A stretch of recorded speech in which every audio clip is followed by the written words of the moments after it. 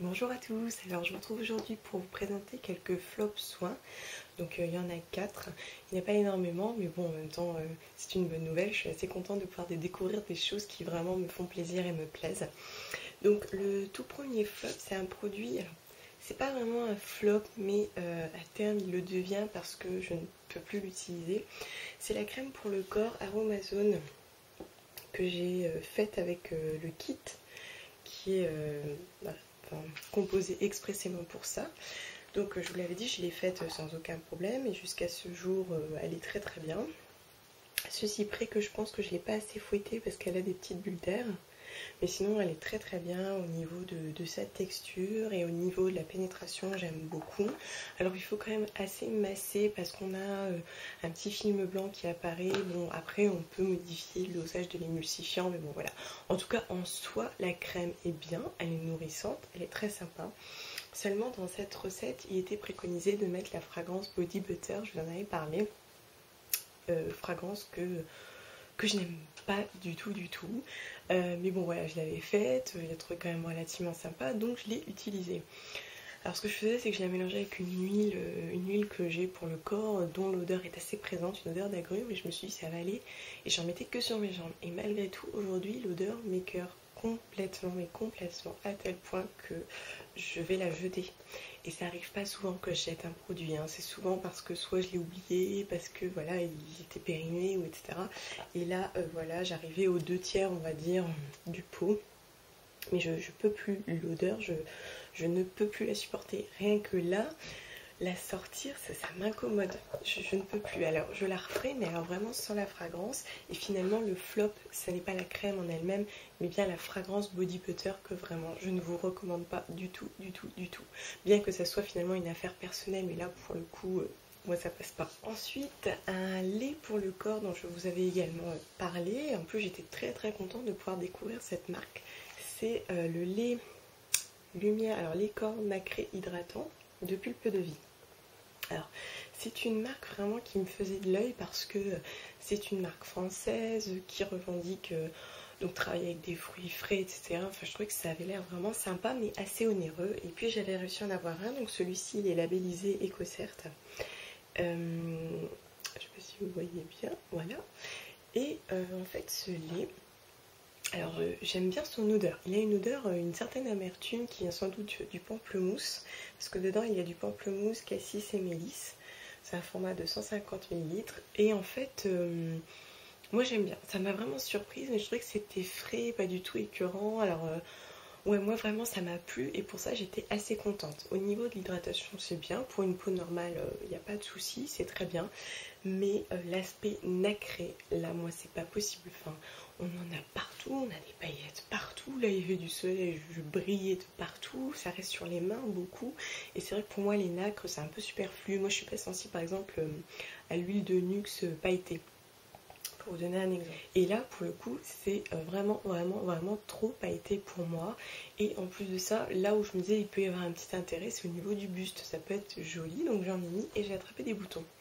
Alors du coup pour moi c'est un flop, et ça l'est d'autant plus que du coup je ne profite pas de la crème hydratante en elle-même qui à mon avis est vraiment pas mal et dont j'apprécie cette petite odeur amère. Donc voilà, pour moi c'est un flop. Par contre sachez que dans certains de leurs produits, donc voilà on a des compos clean parce que c'est EcoCert et Cosmebio, mais en plus on a certains qui ne contiennent pas d'huiles essentielles. Et quand on y est réactif ou allergique ça peut être intéressant quand même. Ensuite, et je vais peut-être en surprendre certains, je dirais certaines, c'est le déodorant crème de Sobvala. Alors là, voilà, ça va faire un mois que je l'utilise. Donc voilà où j'en suis dans le pot. Alors j'en ai déjà parlé dans mes favoris parce que je l'ai donc utilisé tous les jours. C'est une texture baume. Qui est assez difficile à prélever au début, mais après il n'y a aucun souci, vous le prenez, vous l'étalez sans aucun problème. Moi, ce qui me pose souci, c'est que déjà, voilà, depuis quelques jours il fait chaud, on a du soleil, et en fin de journée ça ne fonctionne plus sur les odeurs, j'adore. Parce que forcément on s'en rend compte à ses dépens.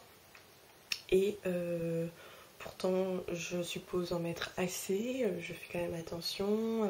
Et en plus, je n'ai pas fait de sport ou quoi que ce soit. L'activité physique que je vais avoir, c'est de courir derrière mon fils au parc. Mais ça va quoi, il joue tout seul maintenant, il est grand.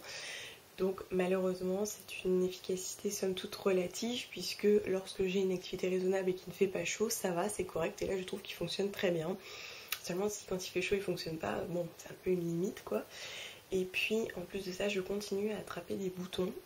Et je crois que j'en ai même en sous-cutané parce que j'ai des petites douleurs à certains endroits. Alors je suis super déçue, surtout compte tenu de son prix. J'avoue que j'étais un petit peu là quand même, je suis un petit peu dégoûtée. Je pense que je vais quand même continuer à l'utiliser et que je vais le terminer. Mais là, c'est à tel point que j'alterne avec ce qui me restait d'un déodorant chimique, enfin avec des ingrédients chimiques. Sans aluminium, mais chimique quand même. Donc je suis super déçue par ce produit. Je pense que c'est un petit peu comme la pierre d'Alain, ça fonctionne quand on transpire peu quoi. Mais moi c'est pas mon cas. Et du coup voilà, je me sens pas sereine et ça m'énerve et voilà, et ça me contrarie. Donc du coup c'est un flop pour moi le soap, voilà. Et pour terminer dans la série de Tout le monde aime sauf moi, c'est la gamme Desert Essence.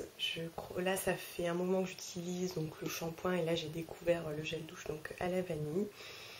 Et en particulier celui-ci, ce gel, l'odeur elle est vraiment très forte et fait vraiment superficielle, ça me pose problème. Elle fait quand même assez chimique, assez artificielle et du coup, je sais pas, ça me gêne. Quand je vois justement les gels douche Everyday Chic que j'achète également sur iHerb, il y a quand même une grosse différence. Et même mon conjoint n'aime pas l'odeur. Il me dit elle est bizarre l'odeur. Il dit c'est de la vanille, t'es sûre? Il dit t'es sûre c'est un produit naturel que t'as ramené?